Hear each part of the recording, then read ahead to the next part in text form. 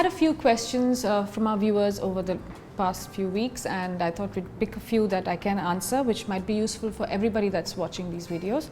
So to start with, there's Lubna Parvez, who's written to us and asked, to start with makeup, should we apply concealer first or foundation?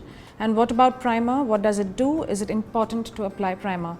To answer your question, Lubna, it's really important to look after your skin, and I've said that over several videos. And yes, it's very, very important that you moisturize and use a primer. So what a primer does is that it creates a sheet and it traps in the goodness of your moisturizer. So it traps all the benefits that your moisturizer is providing to you and keeps it locked into your skin. At the same time, it also provides a great barrier against all the environmental damage that you would be facing, and also against any irritants that your makeup might have. So it kind of provides a bridge between your skincare and foundation and makeup, so to speak. Yes, you should be using a primer before your foundation, after your moisturizer, of course. And to answer the other question, a concealer or foundation can be worn first or second. It doesn't matter in which order they appear. But if you have the need to use a concealer, I would recommend that you use it first. So you can cover up all the blemishes and the darkness and irregularities across your face, and then even it out with the foundation across your face and along your neck. Emma Law asked us, I have oily skin and I use matte liquid foundation and powder, but I still can't seem to get my foundation to look right. I rub it in properly. I use brushes and sponges and concealer, etc., but it still looks blotchy, sometimes cracky, and it seems to go darker around my nose and upper lip area, making my mouth look orange. I don't know what to do. Someone please help me. Well, Emma, the first thing that you've done right is choose a matte foundation for your oily skin.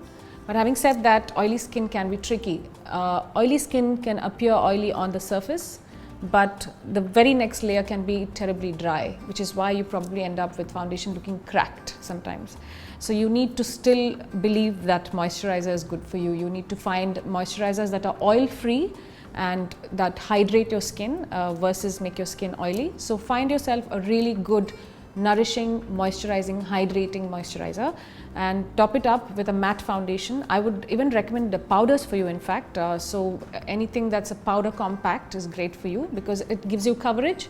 So your blemishes, all of them will be gone. At the same time, it gives you the added benefit of a full coverage foundation. So that's that. As far as concealer is concerned, you mentioned that you do tend to go slightly orange around your mouth and nose area, which means you're probably using either too much of the product and pushing it away with the sponge. In fact, one word jumped out at me. You said you rub the product into your skin. It's not meant to be rubbed. In fact, if you use everything with a light hand, your product will stay put and look like a really polished finish. So don't try and dab away with the sponge. It's just really meant to pat the product and keep it on the surface of your skin. That's one. Secondly, maybe you need a corrector. So if you have the portions of your face that turn out looking orange, you just need to find yourself the right kind of corrector. Unfortunately, I don't know what your skin color is. Otherwise, I would be able to give you more specific advice in terms of what kind and color of concealer you should be using. So I hope that answers your question. And if you really need to hear any more about this, you can write into us again at glamrs.com.